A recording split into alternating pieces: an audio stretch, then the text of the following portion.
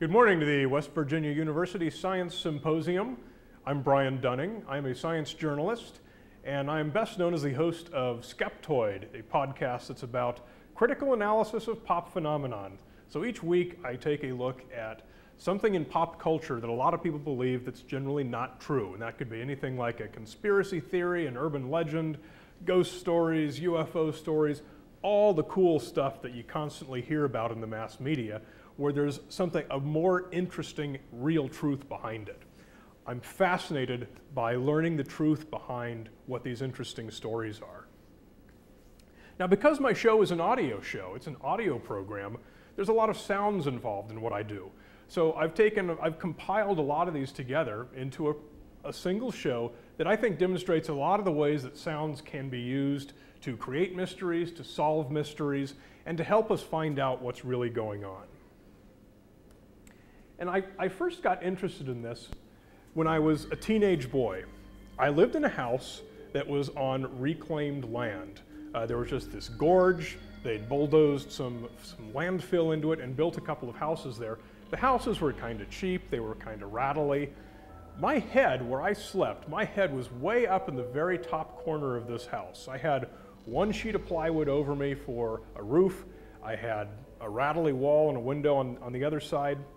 And there was a sound that came up from the inside of this wall, and it happened every night, sometimes during the day. It would just be this repetitive creak, creak. And depending on the weather or how noisy it was outside, sometimes it would sound like an animal. Sometimes it would sound like a baby crying. And wah, wah. Sometimes it was really, really scary. I mean, I was a little kid, and this really made me upset sometimes. But one summer, I resolved that I was going to find out for certain what this sound in the wall was. So I got a ladder, I got a rope, I climbed all over the house, I climbed up on the roof, I climbed all over the sides, I checked all the windows, I checked little vents that had hinges, I checked everything up on the roof that might move. I tried everything to find what might be swinging, creaking, making this noise. And what I finally came up with was nothing at all. I was never able to solve that mystery. But it really implanted in me, I think, just a passion for solving mysteries, for finding something that's weird, where people stop at a popular paranormal explanation and trying to find out what's really happening. So that's what I'm trying to do with this show here. I'd like to play for you a few sounds coming from the ocean. These other sounds in the wall, if you were, that other people have heard. This first one is really popular, and it's called the bloop. Let me play it for you. Hear that? Just a bloop. It just kind of sounds like bubbles coming up or something, doesn't it? We don't know what it is. We do know that it's not bubbles. This is officially classified by the National Oceanic and Atmospheric Administration as an unknown sound. People have made all sorts of proposals for what they think it might be. The bloop is very popular, reported on the internet and in the media as consistent with a giant sea animal, some sort of a giant sea monster. That is not the words of scientists, that is the words of reporters. It's absolutely not the position of NOAA that this represents an animal. It is simply an unknown sound, and it's not even the most interesting of them. Here's another one from the same library.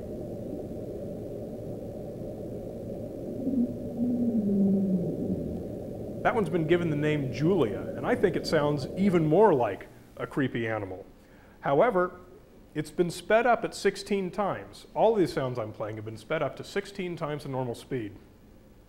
If you heard them at their regular speed, they would be inaudible. The frequency would be too low, it's below the threshold of human hearing. So we've had to speed them up, so they actually wouldn't sound that weird in nature.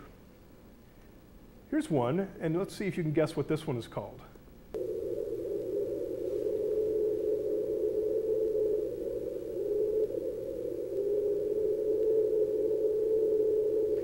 They call this one the train. It sounds like a steam whistle on a train. If you look at the spectrogram, these are called spectrograms. It's a diagram of the sound with time along the bottom and frequency along the top. You can see that the train whistle sound is this streak going up along there in the middle.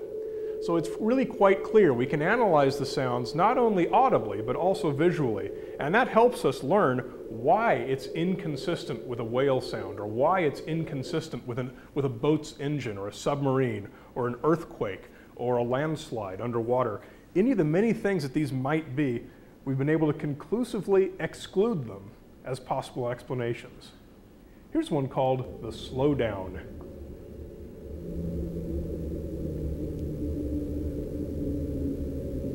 And you can see on its spectrogram, it's quite a clear down slope. In fact, there's a number of harmonics all making this sound. Scientists do not know what this sound is. And any guess you can think of, somebody at NOAA has thought of that too and excluded it already. I'm just going to play one more of these for you. It's called the upsweep. Sounds like a bunch of little siren sounds going whoop, whoop. And you can see each one of them on the spectrogram as you listen to the sound.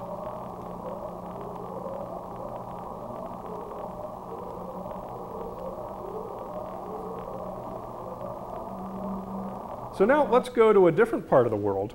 I'm going to play a sound for you. I'm not going to tell you what it is. I want you to see if you can guess and see what you think this sound might be.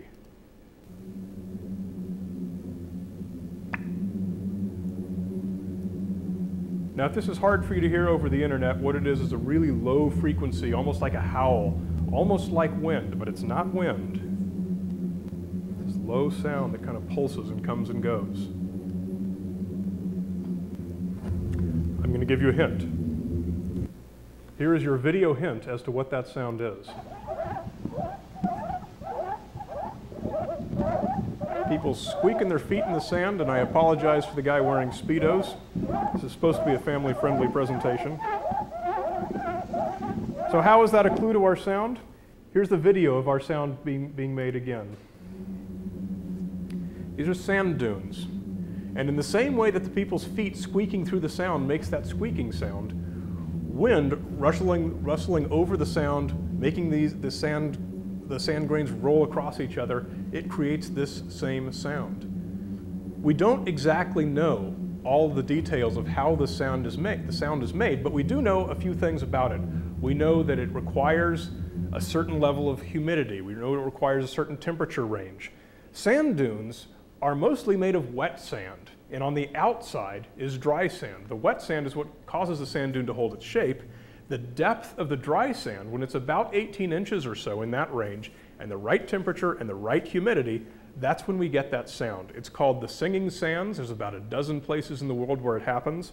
This particular one is the Eureka Sand Dunes in Death Valley.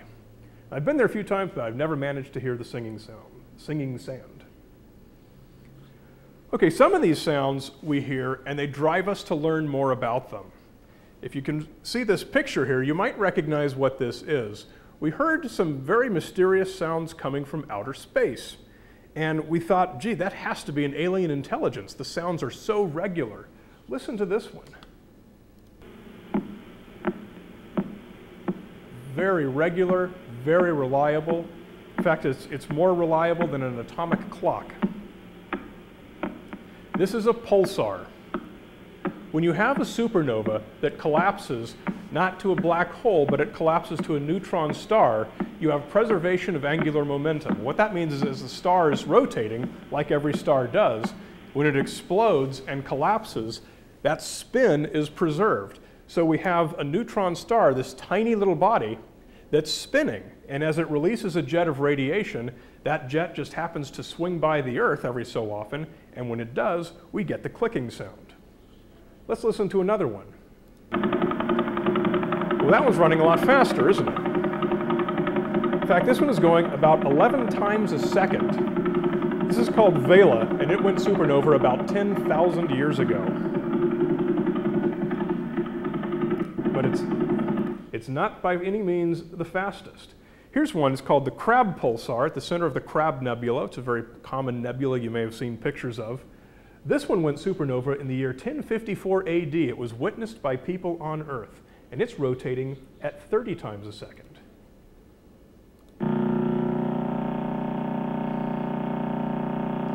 I want you to imagine yourself in a spaceship, flying right up next to something the size of a neutron star. It's an immense body, and it's spinning that fast. You're seeing, if there was any features on the surface that you could see, they would be going by that fast. It's amazing to think of. Here's one that goes 174 times a second.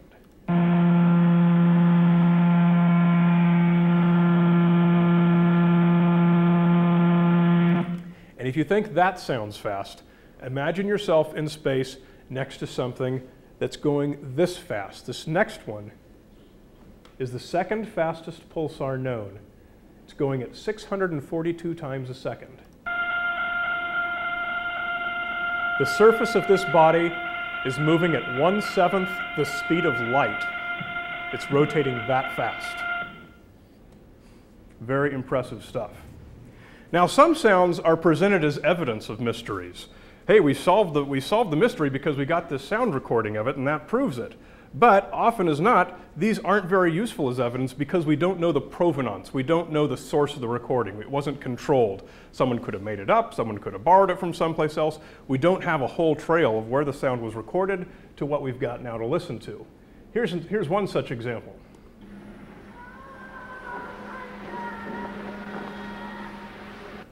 That's been presented as a Bigfoot. That's the cry of a Bigfoot in the woods. There's a couple more.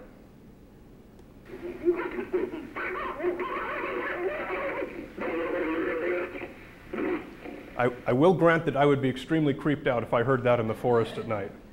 But the problem is we just simply don't know where these came from. All four of these sounds are from an album of Bigfoot recordings called the Bigfoot Recordings.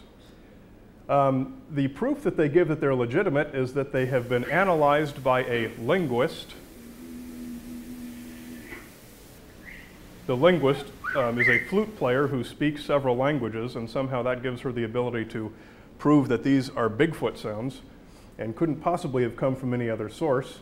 And the album is narrated by Jonathan Frakes from Star Trek: The Next Generation, if you need real science credibility.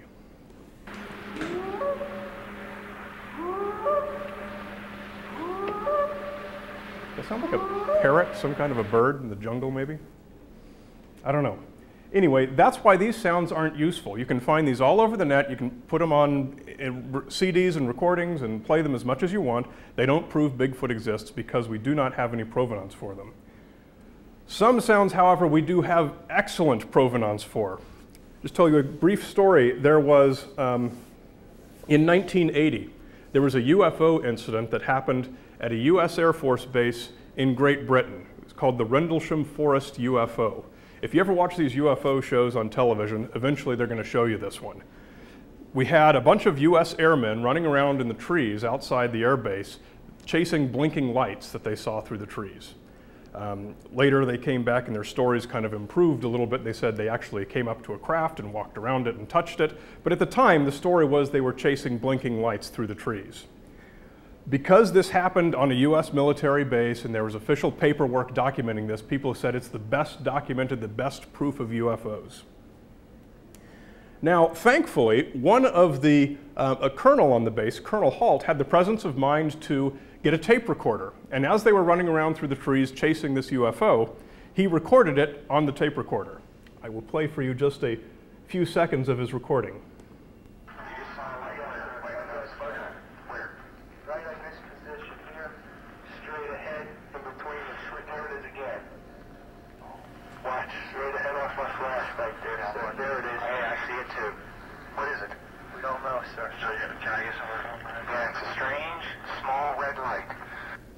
Okay, now if you continued a little bit further through the trees where they were, you would have come out to this field, this farmhouse, and off in the distance up there, you'll see there's a, circled in yellow, there is a small object. That is the Orford Ness Lighthouse. Now the police, when they called the police, said, hey, we've got a UFO flying through our trees. The police showed up and said, you're looking at the lighthouse. They said, no, we're not that dumb. We're 19-year-old US airmen here for the first time.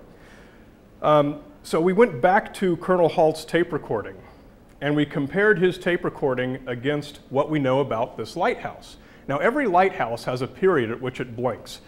This particular one blinks exactly every 5 seconds. The period between blinks is how sailors can identify which lighthouse it is they're looking at, how often it blinks. So I took a 5-second beep and I superimposed it over Colonel Halt's recording. And let's see how it matches up. Where? Right on this position here, straight ahead, in between the, there it is again. Watch, straight ahead off my flash right there. There it is. Hey, I see it too. What is it? Pretty fun. So we were able to show pretty conclusively that they were in fact chasing a lighthouse. So that's how sound can help us solve great mysteries. Some of these sounds they're not always clues that help us solve mysteries. Sometimes they actually create mysteries for us. Here is a really interesting radio broadcast. Let me just play this for you here, just a couple seconds long.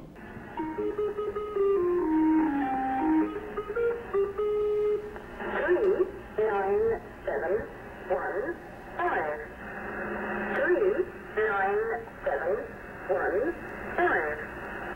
Okay, it's got a little musical tune followed by these strings of numbers, and she might go on repeating these strings of numbers for half an hour.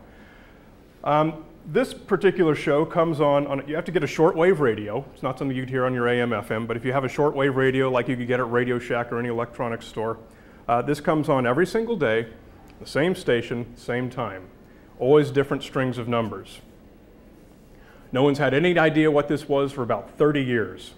Because it starts with that little tone, that's a song from England called The Lincolnshire Poacher. This particular show has become known as the Lincolnshire Poacher radio show. Just one of these mysteries, and nobody knows what the heck it is. Here is another one.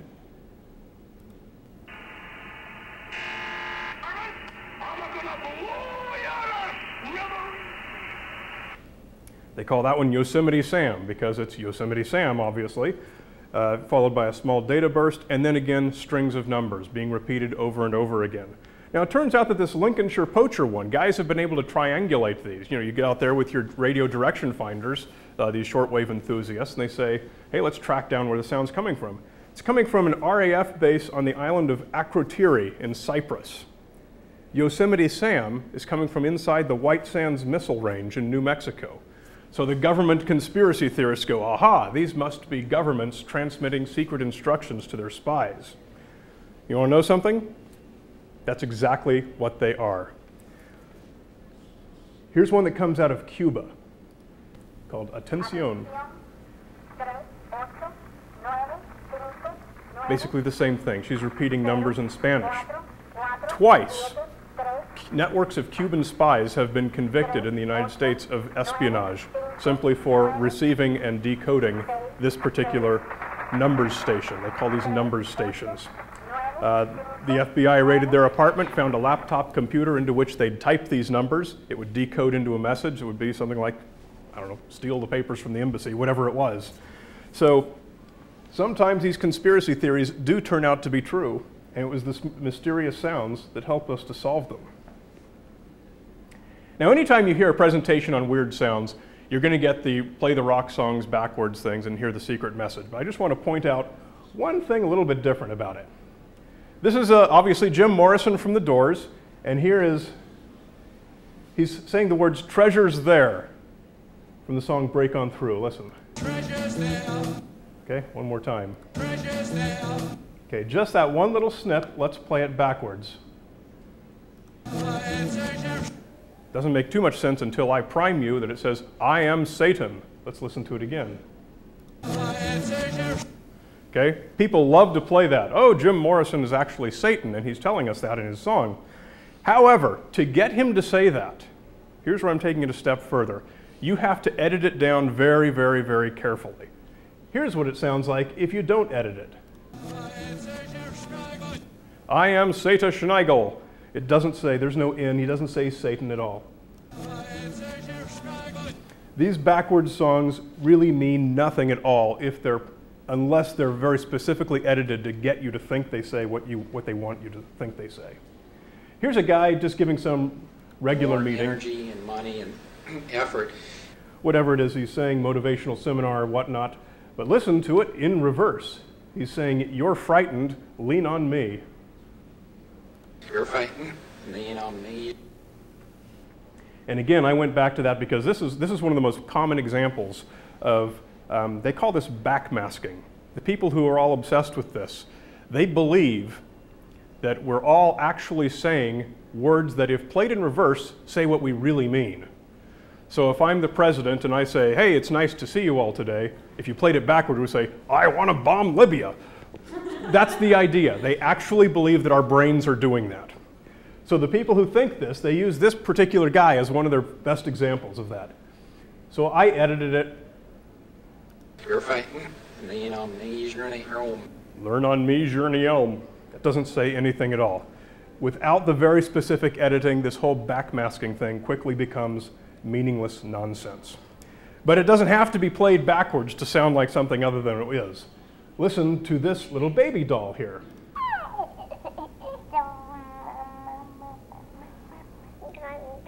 Oh, what was that? What did she say there at the end? Let's listen to it again.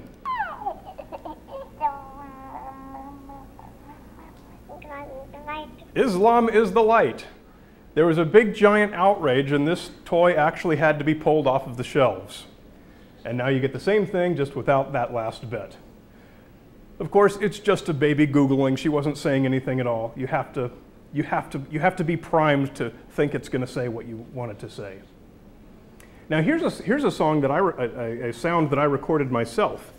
Out in California, where I'm from, Northern California, there's a big mountain called Mount Diablo, and on the back side of it, there's some old mines.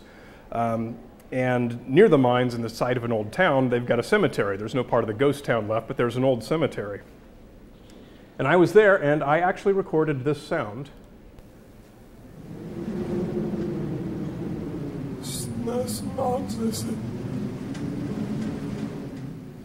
Okay, remember that. We're going to come back to it again in a little bit. Oh, I should mention, if you're on the internet watching this and you have some questions, we're going to answer questions at the end. Tweet your questions to use the hashtag WVU Science Symposium. Is that it? Just WVU Science Symposium. And we'll try and answer as many as we can. Okay. Now, this is some really cool stuff. You can see these waveforms here. What this particular researcher did is he took a recording of a person's voice, broke it down into 6 frequency bands, and then generated a sine wave for each of these six frequency bands separately that represents what that slice of his voice was doing. I'm not explaining it very well, but this is what it ends up sounding like. Oh, I'm giving you the wrong one. He was doing this with white noise. So this is white noise representing 6 tones of a person's voice. See if you can guess what it's saying.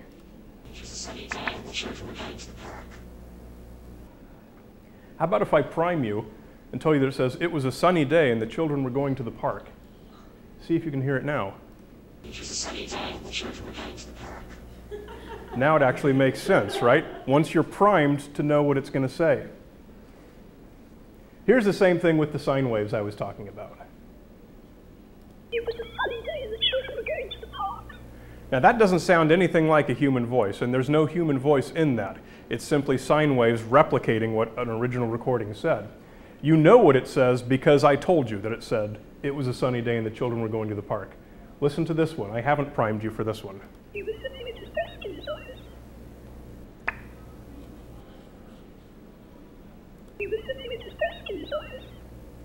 Any guesses? He was sitting at his desk in his office. Once you hear it, it's impossible not to hear the speech in it. The police returned to the museum.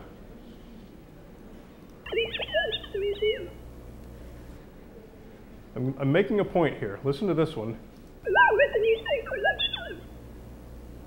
One more time. See if anyone can get anything from that.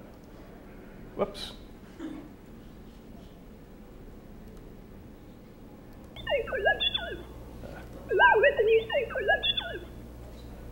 Lunchtime. The man read the newspaper at lunchtime. Okay, and just one more. I couldn't figure this one out. Cage at the zoo, that's very good.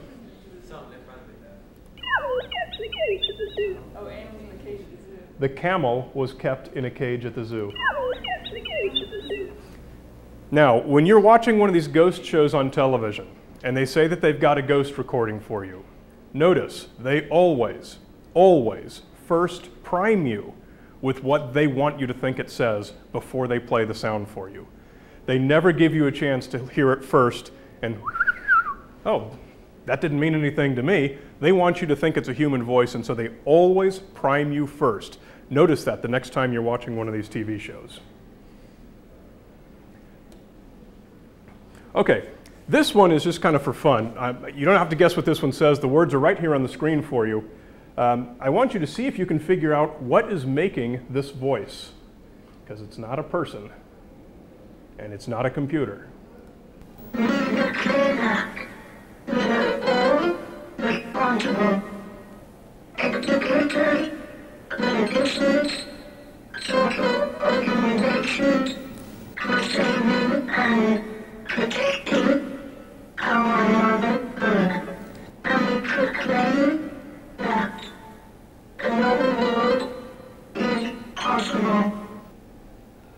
Anyone? Yeah, I think it's like Piano. It is indeed a piano. Check this out. Alles klar? Wohl kaum, das lässt sich aber ganz einfach ändern.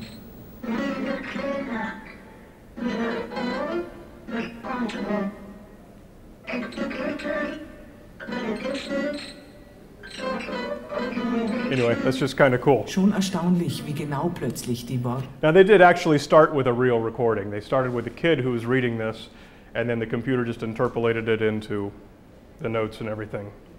So we're going to do a couple more of these. What is this musical instrument?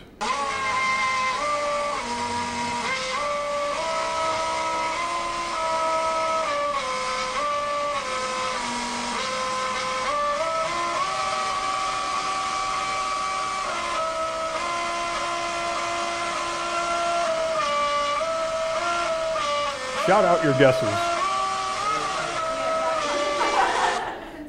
Not a pencil sharpener. I haven't heard pencil sharpener. Is anyone a Formula One fan?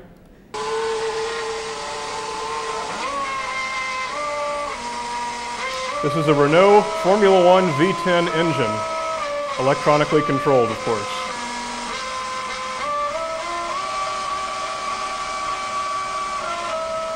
I think this is from 3 or 4 years ago.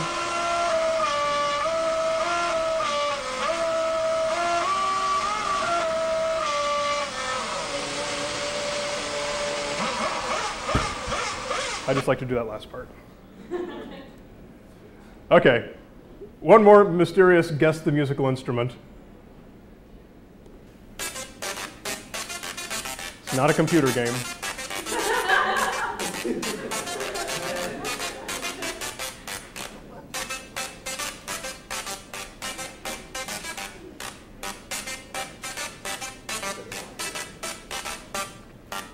I came out of the Chaos Computer Conference, Chaos Computer Congress in Berlin, where I was speaking a couple of years ago. Came out 20 degrees, freezing to death, and here's one of these things sitting out here on the sidewalk playing this. Here is what it is. If I can find the play button. These are a couple of Tesla coils, just making little lightning sparks.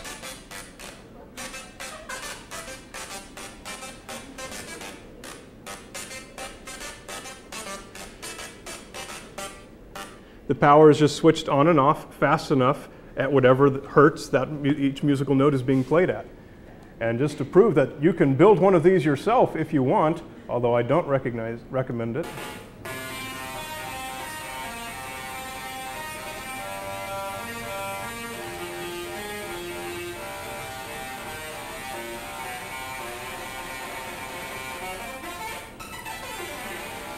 What I really want to see is what happens when his cat comes in the room.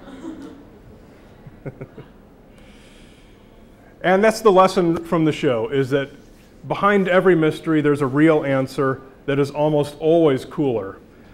Whatever they tell you on the ghost hunting show is rarely the most interesting explanation. It's almost always the real facts if you find out what they are. Popular guesses are popular and they're easy to sell advertising because they're really sensational, but it's almost never as fun for an intelligent person to find out actually what's happening. So if we have any, one more thing. Remember I said that sound that I recorded in the graveyard? Here it is again.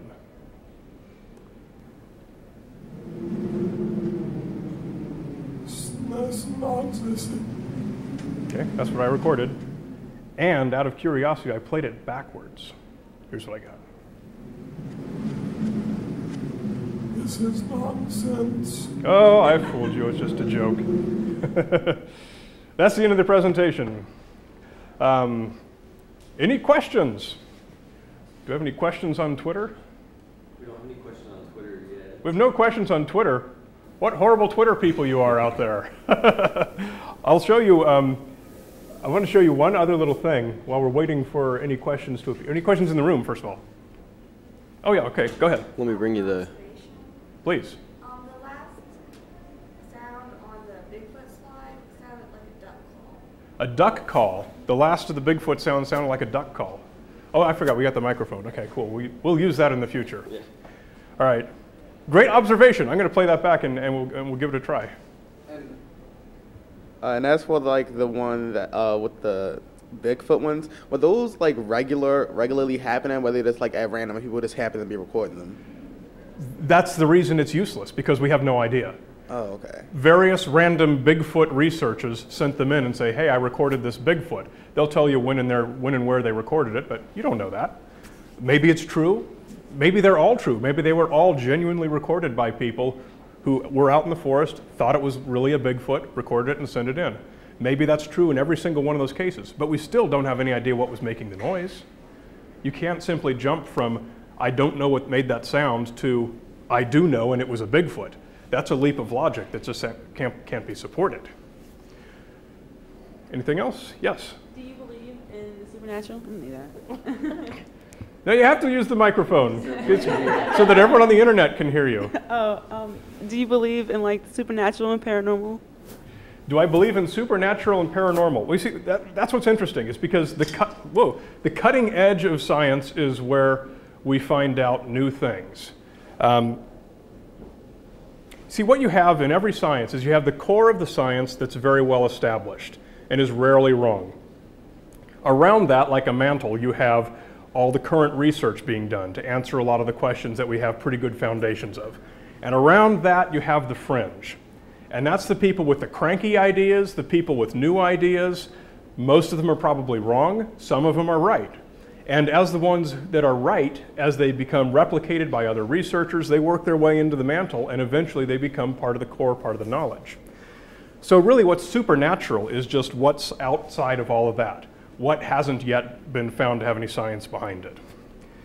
So I encourage people that if you want to be right more often than wrong, stick to what's in the core or at least to what's in the mantle. The stuff that's on the fringe, wait for it to have some science behind it.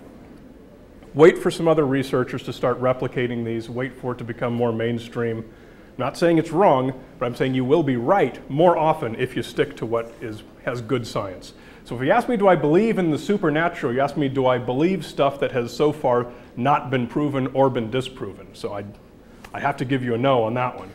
But I think it's for a sound scientific reason. A lot of people will look at that answer and say, oh, well, you just have a closed mind. Having an open mind means being willing to have your mind changed based on the evidence. I'm willing to have my mind changed based on the evidence. People who claim to have open minds about a subject, hey, there was a ghost in my room. If you don't believe it, your mind is closed. I can maybe show you some proof why that was just a closet door swinging or something. If you're not willing to have your mind changed, if you insist that it was a ghost, end of story, you're the one who has a closed mind. You have to be willing to have your mind changed based on evidence to claim that you have an open mind. That probably goes over and beyond what you were asking me, but it's a popular question, and it's a pretty broad one. Any other questions in the room? Yes, right there. Like this. So when we were doing the playbacks on the song, and it was like "I Am Satan." Yeah. Do you believe that people just crop the songs just to make it seem that way, like it really didn't have anything to do with it? Yeah, I mean, there's all sorts of people and all sorts of reasons for doing that, for playing these songs backwards. Some people do it just for fun because they get a kick out of it, and there are people, I know for a fact because I research this for a living, there are people who genuinely believe these things, the whole backmasking community. They're absolutely obsessed with proving the idea that we're all saying things in reverse. And there are people who will just sit and do nothing all day but play things backwards very carefully, listening for stuff like that. And they'll crop it out and say, see, here's proof of what I'm claiming. So yeah, you come up with just about any weird idea you want, and there is someone who is absolutely seriously dedicated to proving it. So does backmasking people, the backmasking people, do they believe that it's a conscious? Yeah, there are books written by this, by the backmasking people. They believe that it's not conscious, it's subconscious. So, you know, anything George Bush says, you can play it backwards, and he says, I'm a reptoid alien from the planet Xenu, and I'm here to destroy you, everyone. They will find stuff like that. You read these websites and you read these books, and at first you're not sure if it's a joke or not, but it's true. One of my Skeptoid episodes, if you go to skeptoid.com, my website, and you search for backmasking, you'll find this, and there's a whole bunch of examples like this, and it's really quite, I don't know what to say, scary. Look at this. This is from, how do I play this here? This is from there's a new TV show. How do I just open it? Open with QuickTime 7. New TV show called Fact or Faked. Fact or Faked, that's actually, that's a false dichotomy, because if you say something is either fact or faked, those are actually the two least likely explanations. More likely, someone's just simply mistaken about something. But this is a little segment they did. This Dr. Atlantis guy is a friend of mine. He's a researcher. This is a little segment that they did on their TV show where they showed a ghost train, supposedly. Let's see if we can find a shot of it. They were running through the cemetery with their camera. Oh, there it was. Watch that again. And they accidentally caught video of a ghost train.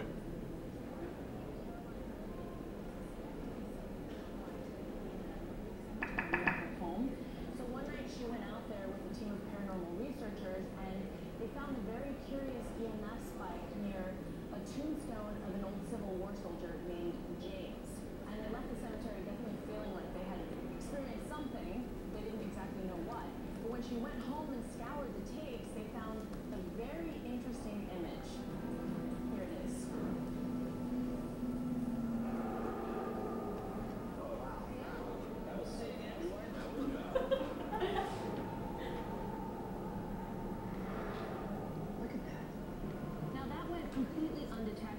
Okay, now they talk about this for a few minutes, and they say, well, are there any scientific theories for what this might have been? And she says, well, the leading scientific theory is that there is an old train that used to run by near here, and this is the spirit of this old train. That's the leading scientific theory, according to television. However, my friend Blake actually went and slowed it down and went through it frame by frame. And what he discovered is it's simply a spider sitting in his web, brightly illuminated because they're using the night mode on the camera, which, you know, it sends out the the near-infrared night vision mode, and it comes back looking black and white like this. So what's actually funny is what a different video this would have been if the guy was running 2 feet to the right with the camera. There's you wouldn't have seen it if you were there. I mean, it's just running through the dark. Anyway, that's just a great example of how something that's so simple can be just kind of misused to try and be sensational. And it happens all the time. So we've got about another 10 minutes if anyone has any other questions on any of the things that we looked at, any of the, do we have any Twitter questions yet? We don't. I'm going to be very, very upset with all of my Twitter friends who are supposed to be sending in questions. Let's go back into right here. And we're looking at the last Bigfoot sound to see if it sounded like a, oops, a duck call, I believe was the guess.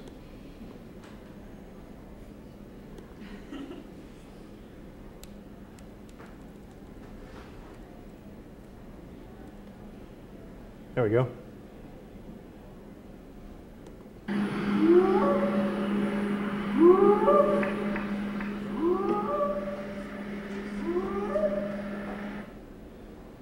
That sound like a duck call? I don't duck hunt much. So I had a question about the sand. The sand, yeah. Does that just happen regularly, or is No, conditions the singing sand dunes, it does require certain temperature and humidity. We don't have complete theory on exactly why it happens, but we've nailed down a lot of the parameters. Temperature, humidity, particularly the depth of the sand, how much dry sand there is on top of the wet sand. And so you're limited to parts of the world that have that kind of humidity level, those kind of temperatures, and that have sand dunes. Walking through the desert, you would hear those. You hear that sound, yeah. I've been there several times, but I've never heard it. The conditions were never close to right. But it's very creepy, that whole woo sound. And it's exactly the same phenomena as screeching your feet on the beach. Because you can go to the beach 100 times and only sometimes will it do that. And again, it's the same reason. How much dry sand is there on top of the wet sand? Yeah, you had a question? In deserts where that happens, like, is it inhabited by like amphibians and stuff? Oh, who lives there, animal-wise? Yeah. I don't really know. I'm trying to think. The Eureka Dunes are the ones that I've been to, and you see lots of little footprints running all over the place. I know those little bunnies, a lot of birds. Yeah, you don't see a lot of bunnies in Death Valley, but we've seen them running around on the sand dunes. I don't know. You know, it's interesting that the sand has to be dry in order for this to happen, so it's not like a place that you could conveniently make a burrow or anything. Of course, there's scorpions and all that. You can run around, you know those crime scene flashlights, like the black light flashlights that you see on television? You know, oh, there's all the blood splatters. If you take one of those out in the desert at night, turn it on, you'll be freaked out because you'll see scorpions everywhere. Scorpions have a protein in them that fluoresces, and they're really easy to find if you get one of these flashlights. And so we've done that, and it's like, they're mostly tiny. I mean, they're mostly like, you know, less than an inch long, but they're everywhere. It's pretty funny. No, it's not gross. It's fun. This story, the Rendlesham Forest UFO. What happened the night before was that there was 3 events. There were 2 fireballs, a meteor, another fireball that came and broke up, and there was a re-entry of a Russian booster stage. So all over southern England were these UFO reports coming in. And they thought, some of the guys on the base saw it, and they thought that it landed out at one part of the field. So that was why they ran out into the trees to begin with. So I mean, they actually had some good reason to think that there was something freaky going on out here. So they saw this thing come and they land, they were ordered to go check it out, they ran out into the trees and they saw the blinking light. And we know what happened. We know what objects came in, we know about the meteor, we know about the fireball, we know about the Russian rocket, we know that they didn't land here, and we know that the lighthouse is what they saw. However, nevertheless, 2 of these guys, one in particular, has made his entire career off of changing and growing and improving his story and appearing on all the UFO TV shows and writing books and everything. Which is kind of funny because we've got an audio recording of his whole actual experience, which doesn't include anything that he's now claiming he was doing. But you know, it's another case where it's so much more fun to put together the pieces of what actually went into creating an event than to just watch the UFO TV show and get kind of the uninformed opinion.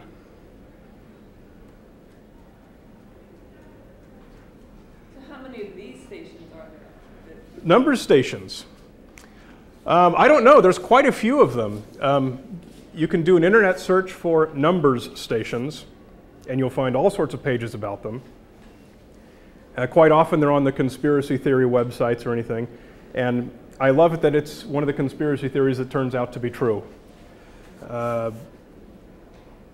We've actually got a pilot for a TV show planned. We're going to go out and do exactly this. We're going to triangulate in onto one of them and then go knock on the door and see what happens. Probably get shot and arrested and thrown in prison, but you know, heck, it's better than sitting home watching TV. There must be people out all the time trying to break these codes then. Yeah, well, the codes are going to be pretty hard to break. I mean, it's modern encryption is being used. And at least for these two, the Lincolnshire Poacher, which this is actually the RAF Akrotiri base on the island of Cyprus. So this is inside an RAF base. You can't approach that antenna. That is the antenna that's sending it, but I'm not even sure how this picture was taken because you can't get this close to it. And then of course White Sands Missile Range is also, you know, it's got the whole Area 51 style fences around it with the signs saying, you know, warning, military use of force is authorized and everything. You can't get close to that one. I haven't even seen a picture of the antennas that broadcast the Yosemite SAM signal. And then the Atención, the station in Cuba, is of course in Cuba, and we can't go there. So, but who can pick up these signals? Anyone, that's the reason they use shortwave radio, is because shortwave radio propagates very easily all over the whole world, and you can walk into any electronic supply store and pick up a receiver for it. So it's a really easy and reliable way to reach people worldwide. In the middle of the ocean, on top of a mountain, anywhere you go, you can pretty much pick up a shortwave radio. We have one question from Twitter. All right, and it's probably one of my friends being a wise guy, right? It says, maybe you'll know this TV show, there's one Fringe episode dealing with number stations. So they really do exist, is the question. So they really do exist. They really do exist, yeah. I haven't seen that TV show, but they really do exist, yeah. It's quite trivial to, I don't have a shortwave radio, so I haven't actually tuned into one, but it's quite trivial to go on the internet and just search for number stations. You hear all sorts of recordings of them. In many places, it's actually illegal to receive and record them. For example, in the UK, you cannot listen to these. It's a treasonable offense. However, it's the kind of thing that I'm sure nobody's ever actually gotten in trouble for, and you couldn't reasonably enforce that. But in most places, you should be able to listen to these stations. They also, on the websites for number stations, they also publish what the schedules and what channel to tune into.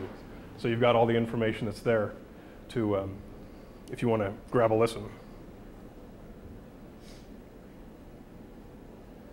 Let's see, what else is interesting here? I should give thanks to Matt Davis at Cambridge University. He's the guy that made all of these funky recordings with the whistly sounding voices. Love those. Well, I think we're just about done, so wrap up 4 minutes early. I'll get 4 minutes extra for lunch. So lunch, breakfast. Yeah. So thank you all very much for coming.